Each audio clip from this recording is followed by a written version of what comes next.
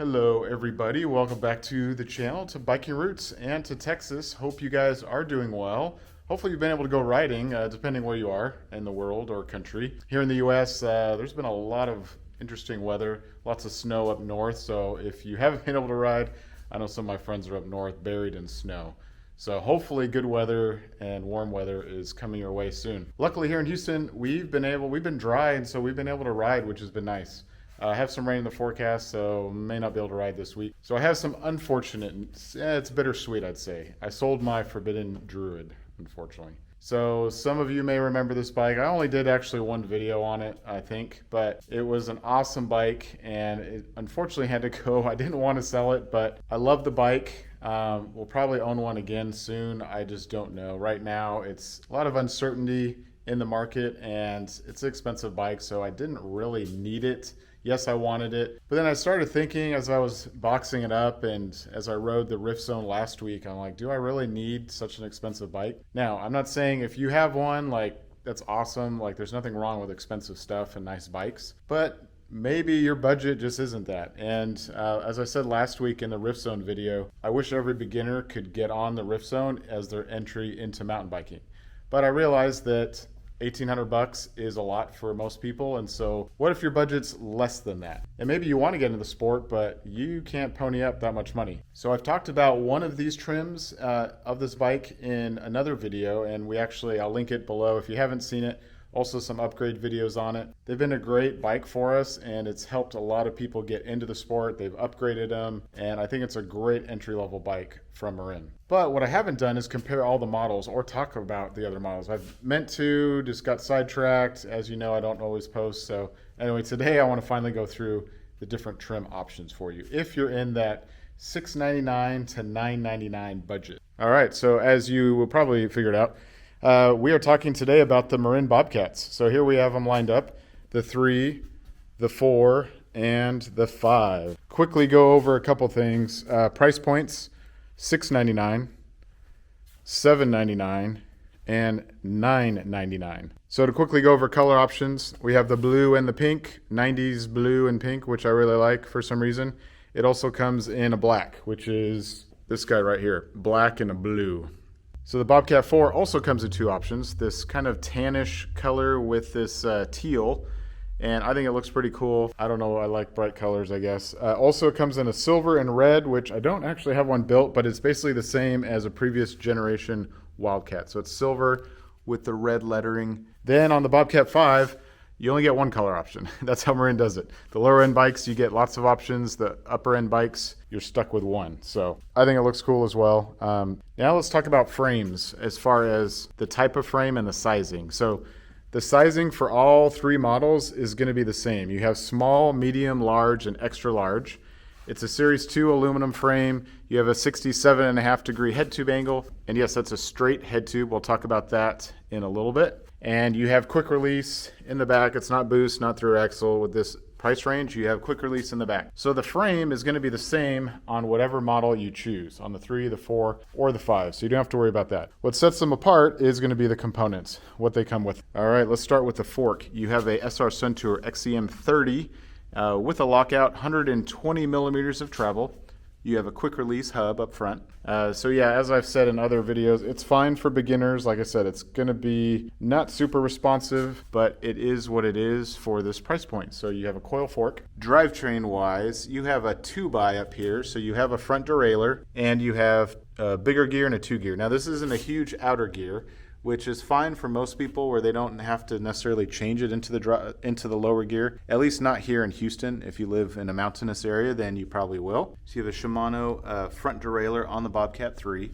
And in the back, you have a Shimano Altus 8-speed derailleur, and that's with an 1134 tooth 8-speed cassette. So that's the drivetrain on the Bobcat 3. So for the cockpit, you have a very short stem. I think it's 45 millimeters with 780 millimeter bars.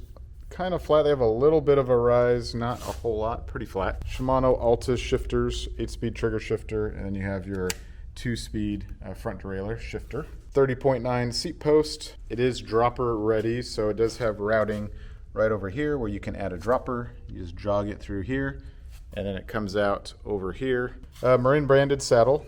As for the brakes, Tektro M275 hydraulic disc. Up front, you have a 160 millimeter 6-bolt rotor. And in the back, same 160 millimeters. As far as the tires, this is a V rubber 29 by 2.25, which gives you a decent amount of knobs, not crazy aggressive. It's a faster rolling tire. And I forgot to mention wheel options. So for small and medium bikes on the Bobcat, 27.5 are your wheel options. For medium, you also get a 29 wheel option, which is this one here. And then for large and XL, 29 only. I will mention that for the medium frame, one thing that I do wanted to point out is they do water bottle cage mounts here and here, which is nice, but it does limit you on your seat posts. As you can see here, if you did want to do a dropper, you just have to keep that in mind because your dropper can only go down to here. It can't go past that mount. Now to talk about the 4. So this should be pretty straightforward because there's not a whole lot of differences actually between the 3 and the 4, hence the $100 price point. So you have the same fork up front. The difference is going to be in the drivetrain, and that's where that $100 comes from. So instead of doing the derailleur, no derailleur, you have a generic narrow-wide crankset up front, 32 tooth, and that's mated to the Microshift Advent. This is a 9-speed system, an 11 46 tooth drivetrain. So this does have a clutch, which is nice. So here's your clutch button right here. And what the clutch is going to do if you're new to mountain biking, that's going to keep this from bouncing around so much. So it's going to be a lot stiffer. So when the clutch is on, this is going to stay a lot cleaner. It simplifies the drivetrain, sheds a little bit of weight, and you only have to worry about your shifter up here. And yes, we do, one of our most popular upgrades to the Bobcat 3 is actually to this drivetrain, going to a clutch. So if you have a Bobcat 3 and you're just tired of bouncing around, which is probably the most common complaint or issue that people have with this bike, then you can move to the 1x drivetrain. I will note that, yeah, for $100, you are going to pay less by going to the 4 than upgrading later in most cases. Because, yeah, for us to do the conversion with the parts, you're probably looking, depending on what crankset you end up choosing, could be easily in the $150 to $250 range after labor. So just keep that in mind. But it may be a color thing too. You may like the color options on the Bobcat 3 more than the 4. So you could easily buy the 3, do the 1x upgrade, and you basically have a 4. So yeah, no changes up here. This is going to be the same. The difference is going to be you have your shifter. This is the Advent. Now this is a push, so it's not a trigger shifter. So it's a push like a SRAM shifter to advanced gears. Obviously you don't have a derailleur, so no shifter over there. And I won't spin it around because the brakes are actually the same Tektro M275s. As far as the tires, these are also V tire. This is the 27.5 medium. So these are 27.5 by 2.25.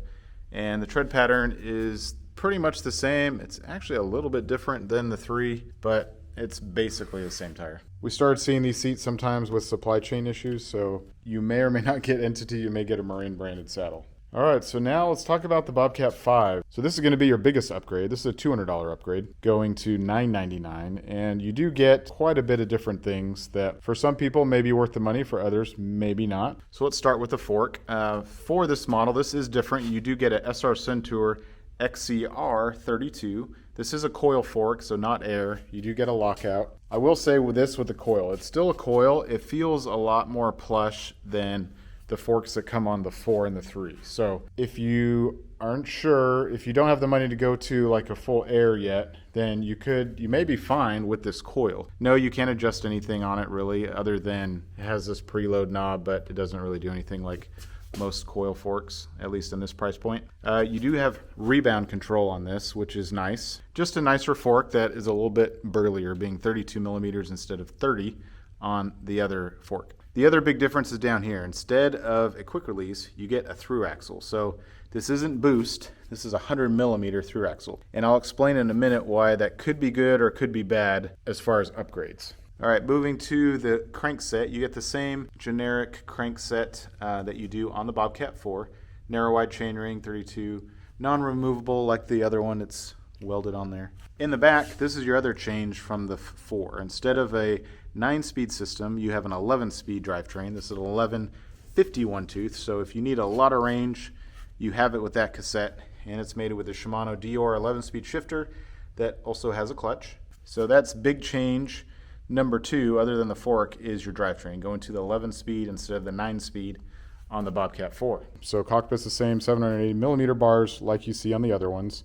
Shifter, you have a Shimano Dior trigger shifter, which you can pull or push to advance the gears. Here's the other change. Instead of the Tektros, you get Shimano MT201 hydraulics, which from my experience are better than the Tektros and as far as their bite and how they feel. Not like a huge upgrade, but they do feel a little bit better in my opinion. So as far as the brakes, up front you have a 180 millimeter rotor instead of 160.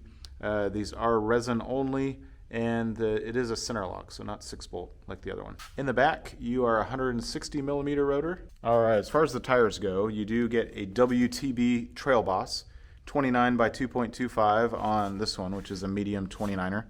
Yeah, it's a nice tire, just a little bit maybe nicer tread pattern for some people. Not like a huge upgrade, but it is a little bit better tire. So I think that is it for the Bobcat 5. So going back to the fork, like I said, if you were to upgrade this fork, it can be a little bit of a challenge because you have that through axle in the bottom, because a lot of the forks that have the straight steer just come in a quick release option and not a through axle option. So a lot of forks that have the through axle, they're boost these days, which this is not boost. So yeah, you'd have to do some adapters and things, which isn't always ideal. There is Problem Solvers does make an adapter kit. So what I would recommend is getting like a RockShox Judy if you wanted to go to an air fork, a Judy or a Recon, straight steer, quick release.